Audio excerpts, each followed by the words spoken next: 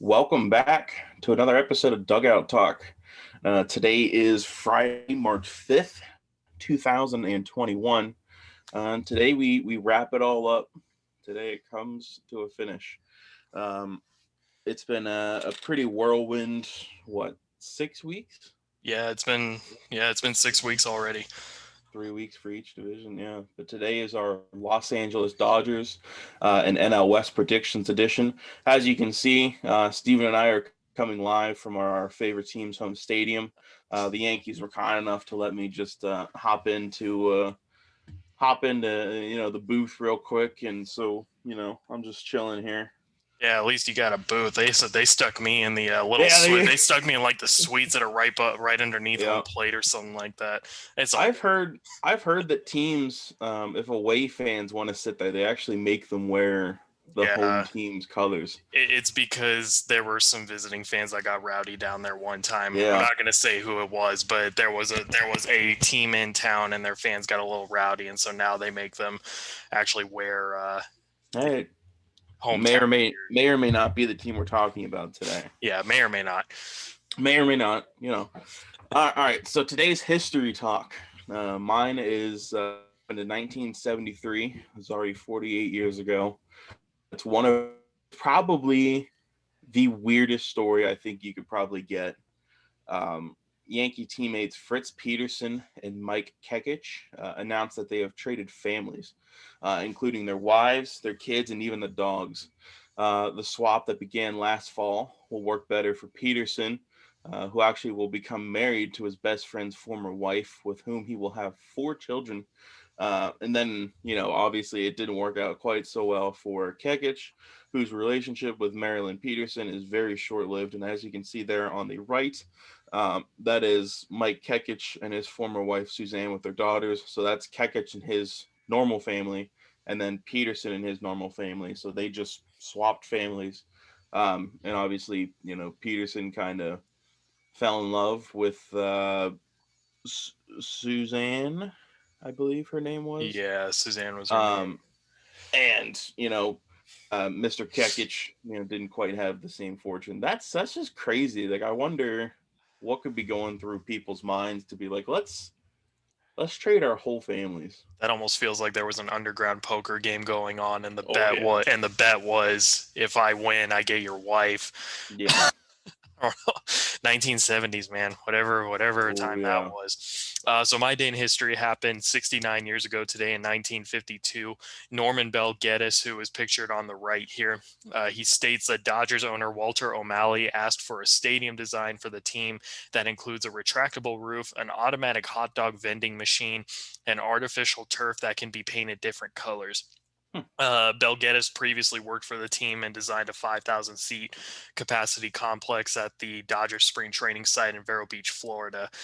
He was an industrial designer. As you can see here, he's got like a layout of a city. I know the picture is kind of blurry, but I promise you that is a skyline of some kind.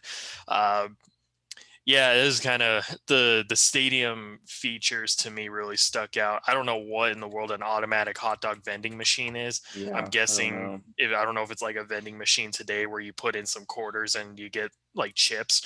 I don't know if that's what that means, but I was kind of baffled by that. Considering it's 1952. I don't know even if Yeah, technology was developed like that at that time. yeah. Yuckies. I will pass on that. All right. So today is our Los Angeles Dodgers edition. As we mentioned, everything pretty much went according to plan for the Dodgers this season. They went 43-17. That was first place in the NL West. They won the whole shebang, World Series champions. Essentially, they had the best pitching staff in baseball. Every single one of their categories was first, second, or third. As the same went for their offense, who was first, second, third, mixed with a couple 8 or 9s in terms of ranking in the National League. So they were essentially the best team on the field at all times. And if you look at their roster, they were lucky enough to suffer almost no injuries outside of Walker Buehler. They really suffered, nothing that set them back in any way, shape, or form. So I know a lot of people hate on the Dodgers, but they really didn't. I'll say that they didn't really utilize their free agent prowess quite so much yet. I mean, you look at the guys that they had. Mookie Betts they acquired via trade. Clayton Kershaw's homegrown. Walker Buehler's homegrown. Julio Urias is homegrown. David Price they acquired in a trade.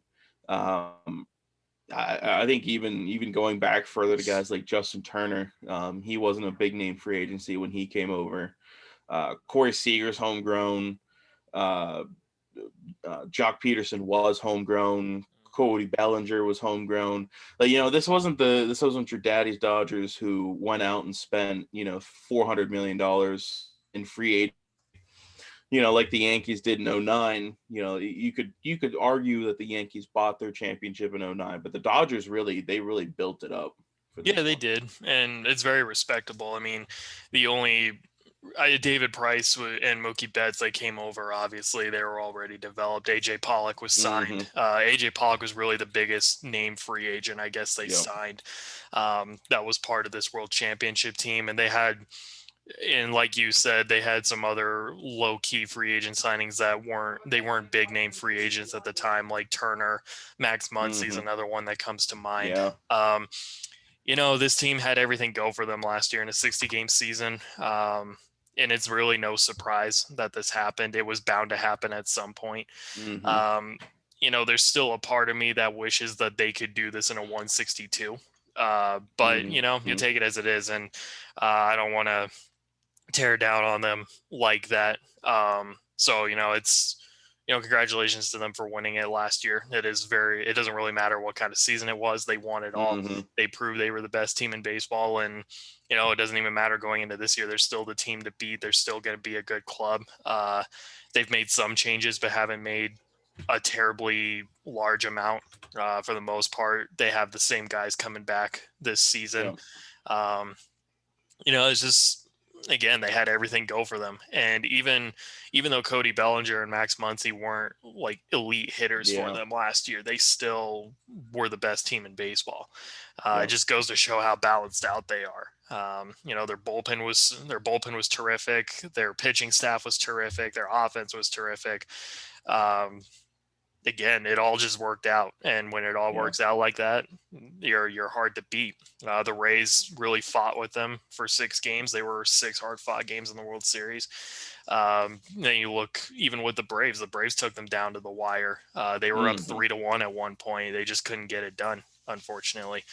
But this is they just had everything work out for them, and you can't really hate on them for that.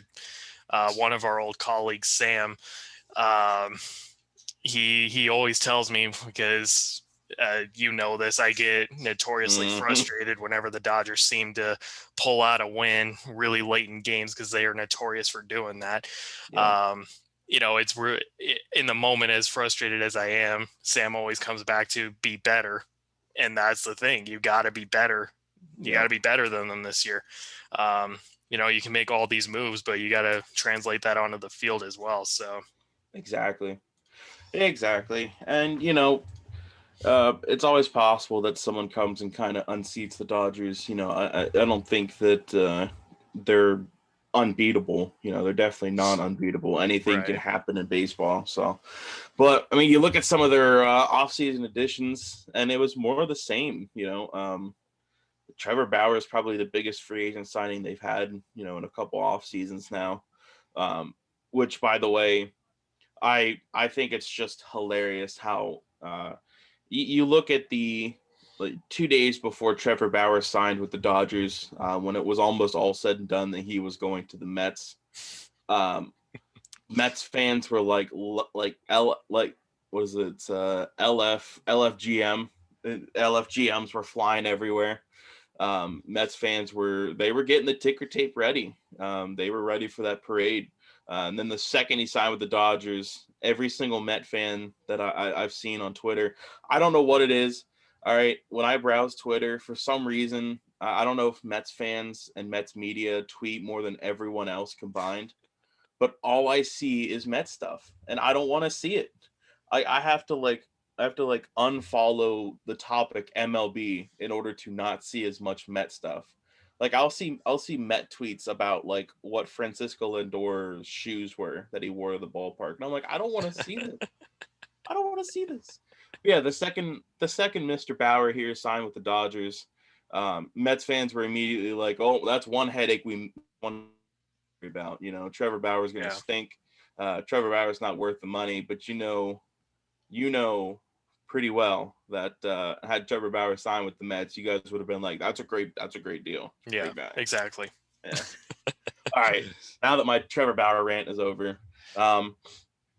you look at some of the other offseason moves that they've made, pretty much just to offset some of the pitchers that they lost. I mean, as you can see, in terms of guys I deemed worthy of throwing on this list, they acquired basically the same amount of guys that they let go. Brandon Morrow and Tommy Kahnle. Tommy Kahnle will not be pitching this year. He did have Tommy John in early August, so he won't be back until next year. But they did sign him to a 2-year contract, so basically he is next year's breakout relief pitcher for them. But Brandon Morrow's a late innings guy, and he has been for a couple years now. It's interesting to think back to his days when he was a starter out there up there in Toronto.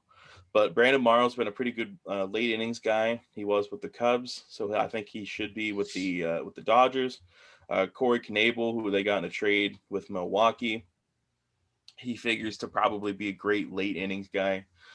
James Pazos, the former Mariner, former Yankee, more of a middle relief pitcher. I believe he's a non-roster invitee, so there's not much concern about worrying about trying to relying on him. The same thing goes for Matt Davidson, just another non-roster invitee. But like we mentioned before, it wasn't that long ago that Matt Davidson was a pretty good hitter.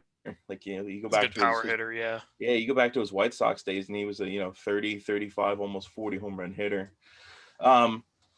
What really stands out to me is the fact that the Dodgers seem to be really good at timing these 1 or 2 year deals for these I'd say like right around 30-year-old relief pitchers.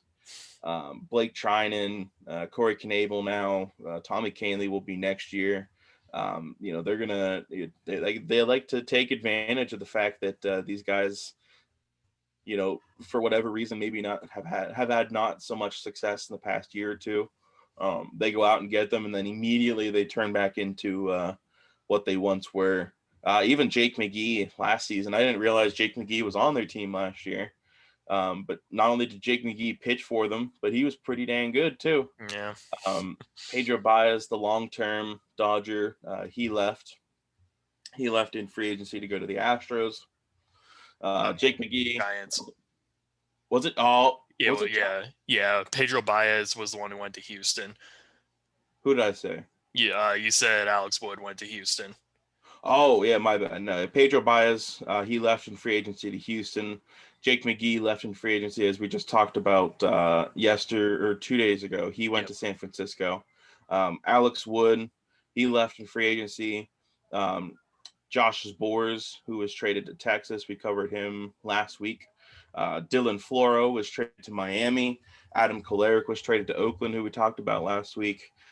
Utility man Kike Hernandez, he left in free agency to the Boston Red Sox. An outfielder, Jock Peterson, who was kind of like Cody Bellinger before Cody Bellinger. He left in free agency to go join the Chicago Cubs. So it's not a bad offseason. I think Trevor Bauer, Brandon Morrow, and Corey Knebel pretty much offset the loss of Wood, Baez, and take your pick between McGee or Kolarek. And then really, Kike and Jock Peterson, they probably have two guys in the minor league system who's just going to come up and immediately replace those two guys. So they really aren't losing much in terms of their offseason. No, they're really not. And I mean, when you're a World Series champ, you don't have to have a busy offseason because you've already done it. Yeah. And the Dodgers are so stacked that their additions are just more. I mean, Trevor Bauer is an immediate help to the rotation. I think that was really their one area they do need help, or they did need help in. But other than that, it's more so they're just kind of adding reinforcements to try and repeat. They're going to be a good team. Even if they didn't have a busy offseason, they're still going to be a good team. I don't even think you can put the World Series hangover into effect this year because of how short last season was. I don't think it's going to matter. Sure, I'm sure they're going to hit some bumps on the road, but it's not going to be anything that like puts them down the drain, so say. Considering what they've done this offseason, it was a good offseason for them. They did what they needed to do. They added Trevor Bauer. The thing I noticed, though, the Mets and Bauer, and I saw this the other day, they were supposedly going to make Bauer take some classes as far as how to, as far as relationships with women go. And granted, they said this had to do with his past social media postings. They wanted him to actually like get this addressed and try to get this fixed, considering the whirlwind of problems the Mets have had this offseason between Jared Porter and the hitting instructor and now Mickey Callaway. They were going to make Bauer take these classes, and I'm not sure if that was something that led Bauer astray to go sign with the Dodgers, but I did see that was something that the Mets weren't going to sign him unless if he agreed to that, it sounded like. So I guess that's something to kind of look at, but I don't know. It may not be anything. Yeah. And from what we've heard, I believe the contract that the Mets offered him, wasn't very far off of what he ended up getting either. So it's not like money played a big deal or years, anything like that. None of that stuff played a big deal in it. All right, so moving forward here, we'll go over some potential lineups. You look at how the Dodgers project to set up. I like the right fielder Mookie Betts to lead it off. I have Corey Seager playing shortstop right behind him. Cody Bellinger playing center field at third, or hitting third. Justin Turner's at third, hitting fourth. I have the left fielder AJ Pollock hitting fifth. The catcher Will Smith hitting sixth. The first baseman Max Muncy hitting seventh. Gavin Lux, the young second baseman, hitting eighth. I know a lot of people may consider Chris Taylor to be more of an opening day short or second baseman than Lux, but I think that they will probably like the versatility that Chris Taylor is going to provide them. He can play multiple positions, so I think that he will probably be on the bench starting out, and then he'll get plenty of opportunities to start here and there, whether it be second, third. He probably plays short, maybe in one of the corner outfield positions as well. Yeah, I mean, Chris Taylor's pretty much going to be Kike Hernandez 2.0. Now that Kike's out, the Dodgers seem to like to have guys who can play multiple positions like that. So I think Taylor is a good bench piece because my lineup looks very similar to yours. Mookie Betts is a great leadoff guy to have. I've got him being the right fielder. Corey Seager, I've got him hitting second. He was the NLCS and World Series MVP last season. I think he's going to have another big year as long as he stays healthy. Justin Turner, the third baseman, I got him hitting third. Cody Bellinger in center field, I got him hitting cleanup. I expect Bellinger to have another bounce back season. Yeah. 2019, he hit 47 homers, led the league. Last year, he only hit about 220. Still, he's got a lot of pop in the bat. I don't think the 220 average is going to be something that stays with him. Will Smith, up and coming catcher, I got him hitting fifth. He's got a lot of pop in that bat as well. I'm not sure about batting average wise. He might be somewhere around a 250, 260 hitter, which isn't bad for a catcher, but they are really high on him. I've got him hitting fifth. Max Muncy, the first baseman, I got him hitting sixth. AJ Pollock, I've got him hitting seventh in left field. And then I also have Gavin Lux at second base hitting eighth. I think this is Lux's year to prove that he's going to be the everyday second baseman. One thing I've noticed with the Dodgers is they let their prospects just kind of sit for a little bit before giving them a chance. And I think, as highly touted as Lux is, it makes sense for the Dodgers to put him in as the everyday guy, in my opinion, anyway. I I don't think he has nothing more to prove in the minors. He's had a pretty solid stint in the major leagues up to this point. I think he should get the nod to be an everyday player for them this year. And then, of course, the pitcher spot, I got him up ninth. Yeah. Yeah, it's the lineup's pretty much the same as what it was last season. So you can probably expect close to the same results as what we had last season as well. Looking at the potential Dodgers rotation, it's very easy to put together. Pretty much 1 through 5. It's really just take your pick your poison.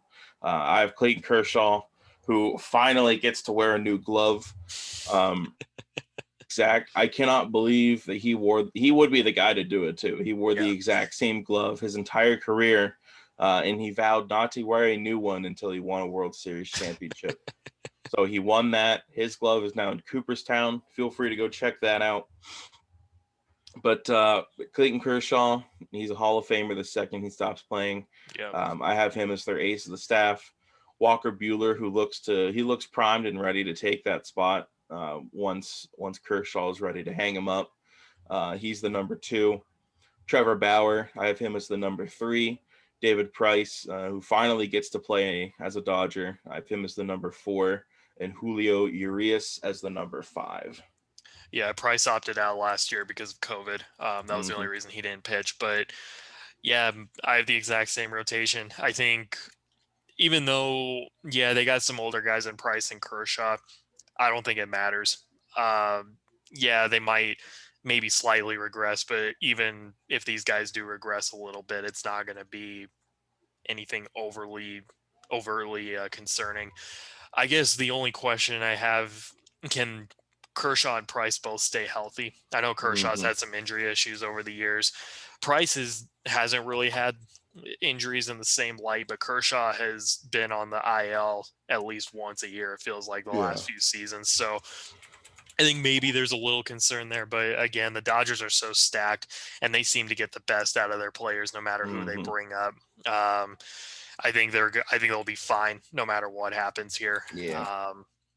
But this rotation is still going to be scary good. A healthy Walker Buehler will make them that much better. I think Julio Urias, if he can perform to the potential that he was last year, he's going to be a great contributor for them too. This is still a scary rotation to face. They're one that you gotta keep your eye on them. You can't, you gotta be patient against them. You gotta make them work, because if you do your own work, they're not, they're just going to make you look like fools. I don't know if that made sense. It made sense in my head, but I couldn't put it into words.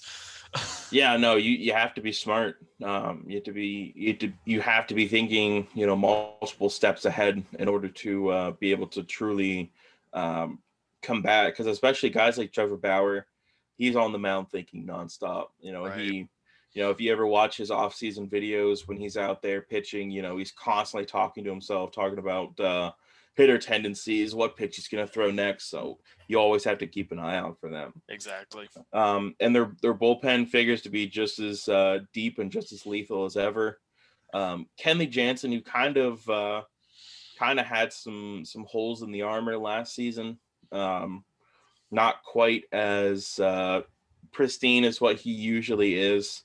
I know that I don't know, because he had that heart issue. Right. That was 2 or 3 years ago at this point. Yeah.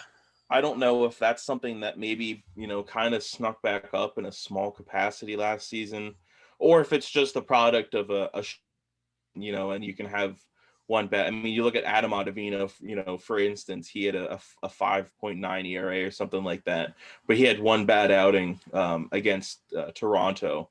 And, if you take that one bad outing out, he had an ERA under 3. So I don't know if that's applicable to Kenley Janssen, but he was still good when it mattered.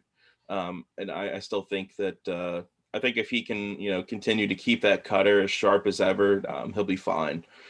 Corey Knebel, the former Brewer now, I have him as the setup man. As I talked about Knebel earlier, he's probably going to be mid 2s in terms of ERA, low 2s in terms of ERA, probably a 12K per 9 And he's gonna eat up some very valuable innings in the eighth or seventh for them. And whichever inning Knebel doesn't take, I think Trinan has locked up. So you can go 7 or 8, depending on which one you want for those guys. Blake Trinan had a really good year last season, so I think that he's probably primed to do it again this year.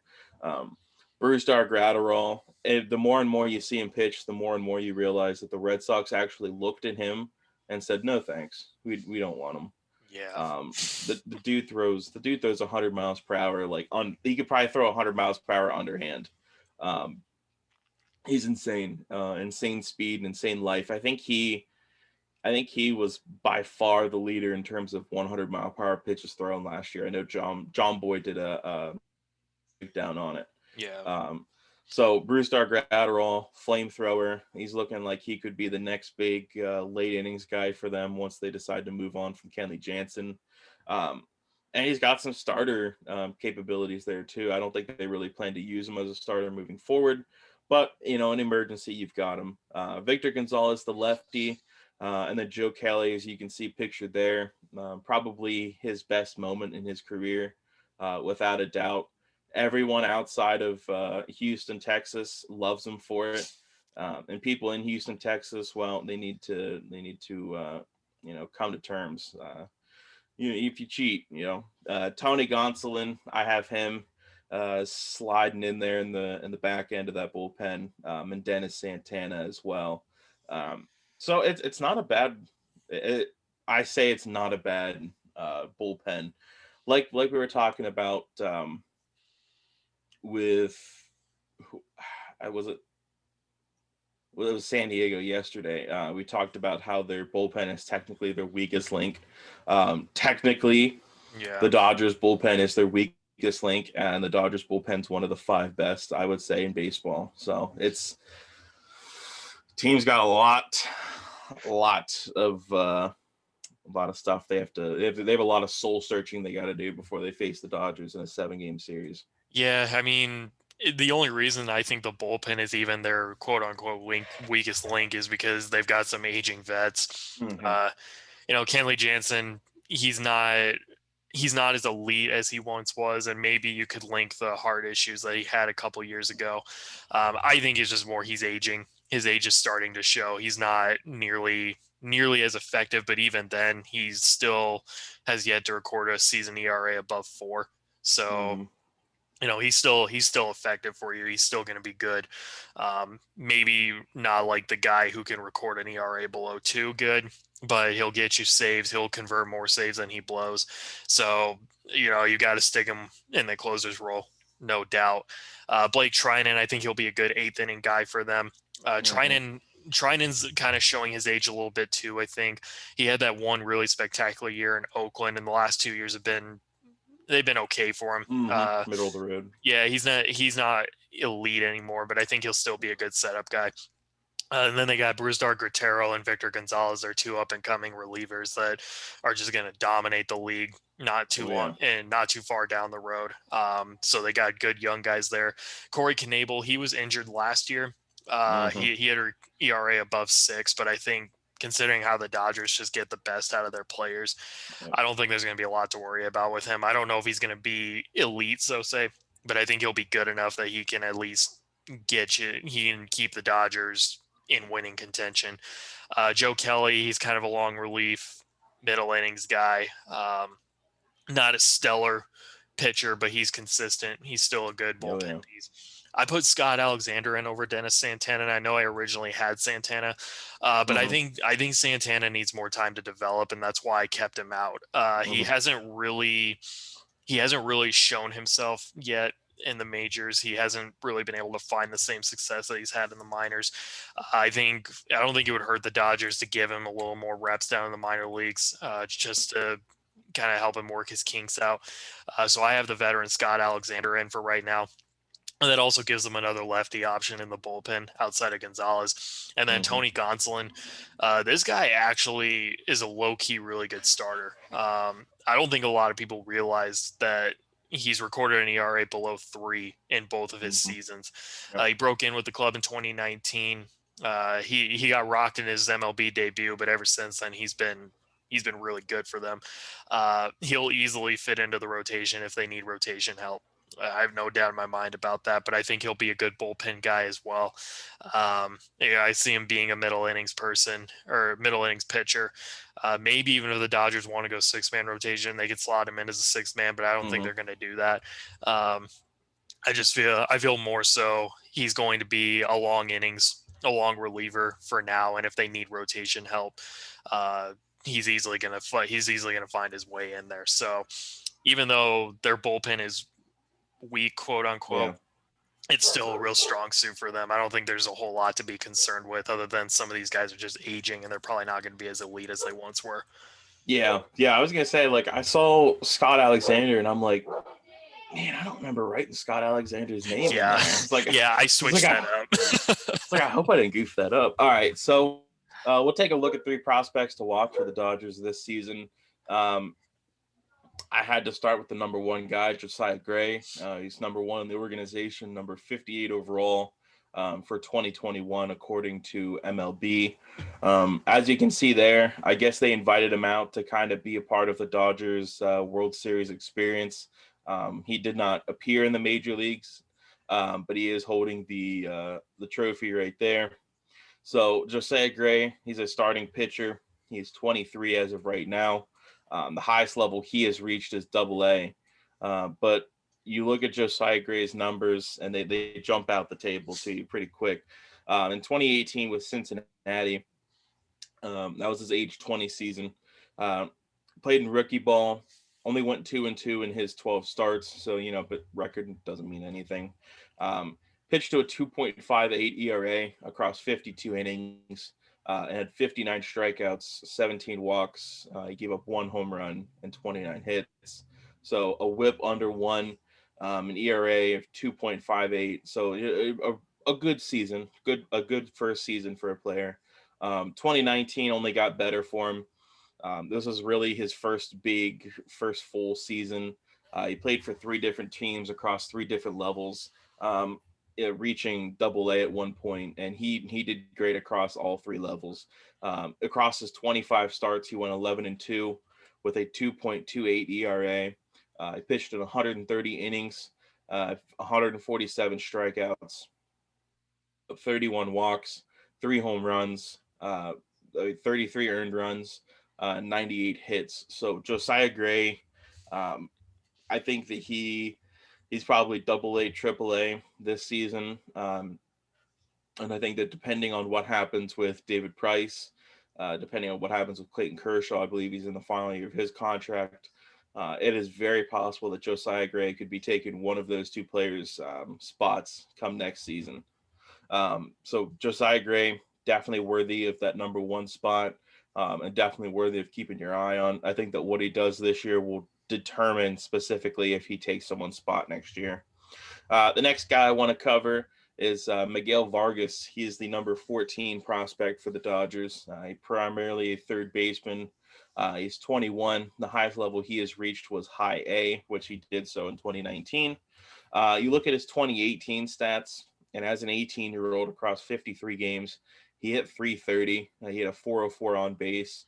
And a 465 slugging, leading to an 869 OPS. So across 53 games, he pretty much got on base whenever he felt like it. Only 36 strikeouts, 23 walks, 7 steals, 1 caught stealing, 2 home runs, 30 RBI. So not a big bat, not a lot of speed, not crazy speed at least. He does have some. But, I'm a sucker for a guy who just hits for a high average.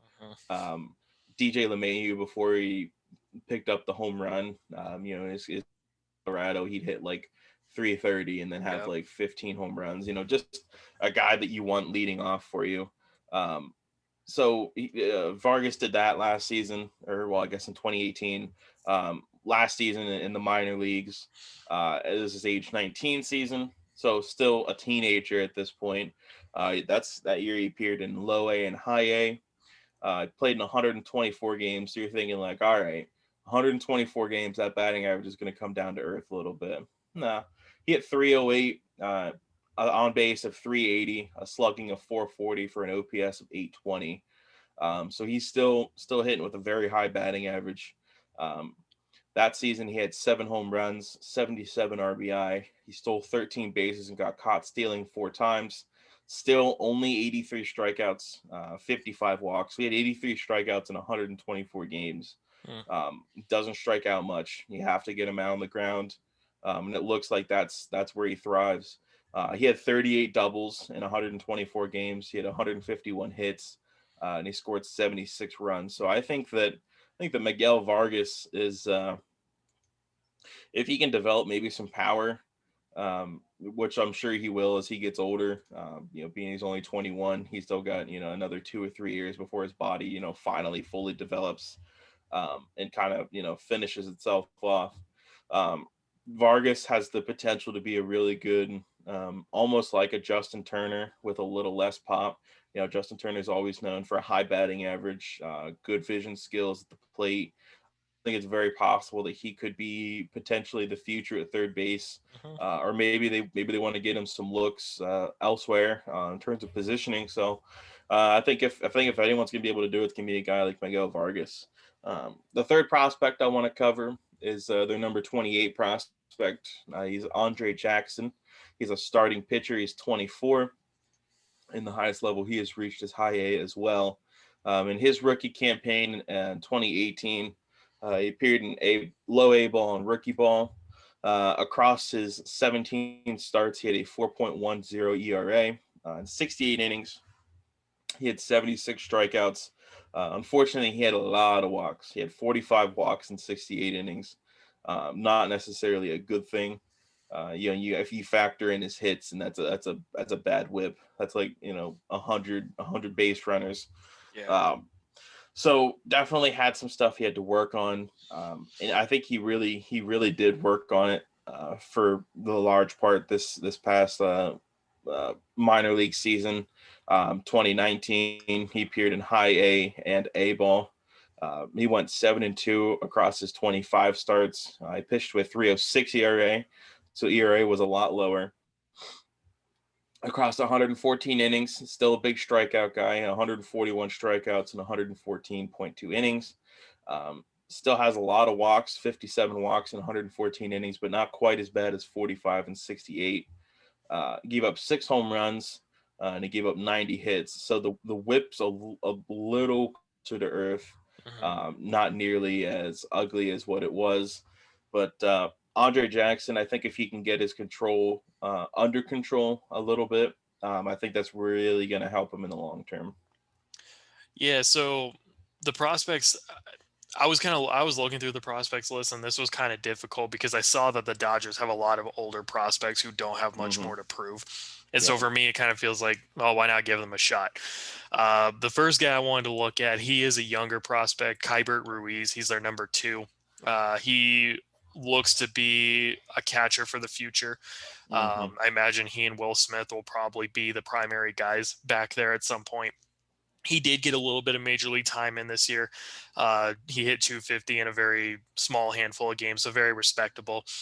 He's got a lot of minor league games on his belt, though, and actually all 3 of these guys have a ton of minor league games on their belt. 387 games for Ruiz. He's a 299 hitter. So for being a catcher, he's got a decent batting average. 29 home runs, 199 RBI. So he will hit for power. I think he's more of a power threat. I wouldn't necessarily say he's going to be a 30 homer guy, but he's probably capable of hitting like 10 to 15, maybe 20 homers in a season, which is still very respectable for a catcher. 351 on base percentage, 420 slugging. But so far in 387 games, he only has 150 strikeouts and he has 104 walks. So he has a really good eye at the plate. And I can see why the Dodgers feel very highly on him, because for being a catcher, he's got the hitting tool that a lot of catchers today don't possess, or not nearly as many catchers possess. He's probably the best hitting catcher on this team right now. Austin Barnes is a great defender. He's not so much a hitter. Will Smith can hit. He's a good defender too, but Smith he leans more towards the power. I think Ruiz probably has the most balance of the three catchers they have. I don't know if he's going to be on the opening day roster necessarily. I think he could use a little more seasoning in the minors, but he's young enough that if that he probably will get a call up this year at some point, I'd imagine. Just probably not on the opening day roster. The next guy I wanted to look at, he's the number 11 prospect in the system, DJ Peters. And I would imagine if he doesn't make the opening day roster, I'm not really sure what the Dodgers are going to do at this point with him. I'm sure there's teams out there that would love to have a guy like Peters if the Dodgers don't do anything, but I think it's still worth looking out for him because, like I said, LA tends to keep prospects down in the farm for a while before they bring them up. Peters has 455 games on his belt, so he doesn't have a whole lot more to prove. He's a 269 hitter. He has a ton of homers, so he's more of a power hitter. 92 home runs to be exact, 271 RBI. He has a 363 on base percentage, a 501 slugging. He does have 615 strikeouts though, so it's kind of a lot for a career minor leaguer. But he does have 205 walks. I think pretty much what you're going to get at the major league level, Peters is going to be a poor man's Jock Peterson in a way. He's going to hit for power. He's going to strike out. He's not going to hit for a high average, but I think, he doesn't have much more to prove in the minors. What his numbers show is probably what's going to be his ceiling at the major league level. And the Dodgers don't have that deep of a bench to begin with. So putting Peters on the roster, I don't think would hurt them. Just give them some outfield depth. If anything, they have a guy in AJ Pollock who tends to get hurt quite a bit. So having any extra help in the outfield is always helpful. And then the last guy I wanted to look at, Sheldon Neuse. He was a former Oakland A's prospect. He broke in with the team in 2019. He's the number 13 prospect in the Dodger system. He's 26 years old. He also doesn't have much more to prove. He's a third baseman, second baseman. 414 games. He's a 294 hitter, so he's definitely got he's a lot more consistent with the bat than Peters is necessarily. 49 home runs, so he has a little bit of pop, not a ton, but he's got a little bit. 247 RBI, 354 on base percentage, 458 slugging. He also has a little bit of a strikeout problem, but not nearly as bad as Peters. 442 strikeouts, 141 walks to his name. I would imagine this guy probably will be on the opening day roster between Peters and Neuse. I think this is the guy to look for to be a bench player for them primarily. But when I was just looking through the prospects, this was hard to pick because I just saw there's so many older guys that don't have a lot more to prove. And considering that the Dodgers won a World Series last year, I think in my personal opinion, it's only fair to give some of these older guys a chance to play. Even if they don't necessarily last on the team, there's not a whole lot more for guys like Peters and Neuse to prove. And what you've seen in the minors is what you're going to get. And again, they don't really have that deep of a bench to begin with, so they could use the extra help here, in my opinion. But Kybert Ruiz is definitely a guy to look out for. I think he's going to be their primary catcher of the future. He's the most balanced guy that they have, in my opinion, and Dodgers fans did see a little bit of him last year, so I think there's a lot to be excited for in Ruiz. But again, they're the Dodgers. They may not have the best farm system out there, but they're still going to get production out of their guys. So it's not, you can still look forward to that at least. Yeah, exactly. They had a lot of older prospects and they had a lot of like brand new prospects. So it was really hard to find a guy who has enough experience to cover. Yeah. But at the same time isn't like 25, 26 and just needs, a shot at the major league team. Right. So we've reached that time again. The end of another week. We've got another projection as far as standings go. For 2021, I say it's the Dodgers, and I say it's the Dodgers by a landslide. I got the Dodgers finishing 110-52. That's probably, I believe that would be their best mark yet. I have the Dodgers, like I said, going 110-52, winning the division. I have the San Diego Padres going 162, finishing second place. Finishing third place, I have the Diamondbacks going 81-81. Going fourth, I have the San Francisco Giants going 80-82. And then rounding it out, I have the Colorado Rockies going 60-102. Yeah. I promise there was no disgruntled bias or anything like that when I was doing this. I genuinely believe the Padres are just a little better. I think going into the year, once they figure out the chemistry, they're going to be a very scary team to play against. The Dodgers are going to have their work cut out for them. I don't think it's going to be as easy for them to get the division, but I think San Diego is going to win the division. I really do. I feel very highly on this team. I think they've done it right up to this point. 95 and 67, I think, is a good win mark for them. And that's just because I think they're going to need time to figure out team chemistry. So I don't expect them to get off to like this blazing fast start. I think they're going to be similar to what the Blue Jays were in 2015, where they're just going to take off in the second half. And when they get hot, they're not going to be able to be stopped. The Dodgers, though, I do have them finishing 93 and 69. I have them as the top wild card in the National League. I still think they're going to be a great team. I just think the Padres have a little bit of an upper hand on them. The Diamondbacks 85 and 77, and kind of like what I said on Monday, they know how to get the most out of their players. And with the Dodgers and Padres, I think they're going to be a pain in the neck to those two teams. And Torey Lovello is a great manager for them out there. So I think they are going to be a lot better than what people make them out to be. So 85 and 77, I have them. The Giants 78 and 84, and then the Rockies rounding out that division at 65 and 97. I think the West will be fun to watch. I think it's going to be a really stacked competition between the top four, and I think the Rockies will even throw their hat in for a little bit. But Padres and Dodgers fans, that's going to be a fun rivalry to watch this year. So keep an eye out on that. Not the best rivalry, but it's a fun it's going to be a fun one. So as always, we've reached the end of another video. That means that I can tell you now that you get to find us on social media. You can find us on Instagram at Real Dugout Talk. You can find us on TikTok at Dugout Talk. You can find us on Twitter at Dugout Talk 1. You can always find us here on YouTube at Dugout Talk, and you can also find us on Facebook at Real Dugout Talk. Appreciate you guys watching today. We've officially finished our projections here. We've got nothing else to cover. That's it. Show's over. Appreciate you guys sticking with us through it. We're done. Done with the breakdowns. I'm joking. No,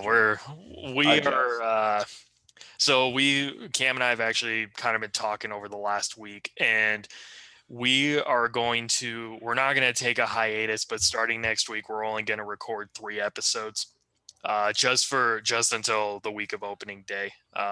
And that's to give us time because we want to actually do some more specialized content for you guys. So we're going to take more time to do research to have more content available in our episodes. So I believe on Monday, we're going to take a bit of a different approach. We're actually going to talk about the men in blue on Monday, not the Dodgers, the umpires though. We're going to do an umpires episode on Monday. We're just kind of taking some different approaches, doing some more unique things because we want to be a podcast that stands out from all the other ones. So that's why we're only going to do 3 for the next couple of weeks, at least until opening day. And then once the regular season starts, we're planning to do some like daily recaps, but we're going to do more of these like specialized episodes too. They just won't be an everyday thing. But we hope that you guys will still continue to support us. It's just, we want to put the best content out there for you guys. And also we have things with our lives that we got to do as well. So, especially now that we're not really earning a lot of monetary value on this. This isn't a full-time thing for us. It's kind of like volunteering. So we're just kind of taking a break so we're slowing down so we can have the best stuff for you guys for the immediate future. So like I said, Monday, we're going to be back with the umpires episode. We're going to take a break on Tuesday, but we'll be back again Wednesday, take a break Thursday, and then be back again Friday. Correct. So don't worry, we're not going anywhere. We're just we're just kind of slowing down a little bit. So then we're not like overdoing it at this point. And it's literally just for 3 weeks, and then immediately after that, I'm excited for the daily recaps once we get the season underway. Yeah, I think it's going to be fun. And I think the week of opening day is just going to be a lot of fun as well. Mm-hmm. We are talking about doing a live episode though the week of opening day. Yeah. We're going to kind of get those details figured out when it gets a little closer to time. I believe we said the eve of opening day we were going to, or that's kind of like the soft plan right now is the eve of opening day. So March 31st is when we're planning to do our live episode, but we're still getting details worked out on that. We're figuring out how we're going to go about doing that. But again, we really appreciate you guys being with us these last 6 weeks, plus even as we are done with the breakdowns. But until then, we'll be back on Monday. Hope you guys have a great weekend. Stay safe out there. Stay warm. I don't know if it's super cold where you live or, if you need to cool down a little bit because it's super hot, whatever it might be. Have a safe weekend. Have a great weekend. And we'll be back Monday. See you guys.